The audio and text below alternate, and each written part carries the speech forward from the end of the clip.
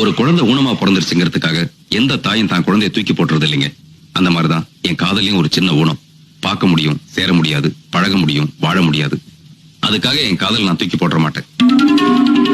10 மாசம் சுமந்து பெற்ற குழந்தை மேல தாய்க்கு இருக்கிற பாசத்தை விட 1 மாசம் பார்த்து பழகி வர காதலுக்கு பவர் ஜாஸ்திங்க. சேராதுன்னு தெரிஞ்சும் எதுக்கு புள்ளி வைக்கணும்? ஏன் கோலம் போடணும்? சேர்ந்தாதான் காதல் இல்லைங்க. சேரவே முடியாதுன்னு தெரிஞ்சும் சூரியனை பாக்குறதே போதுன்னு வாழுதே சூரியகாந்தி, அது காதலுங்க.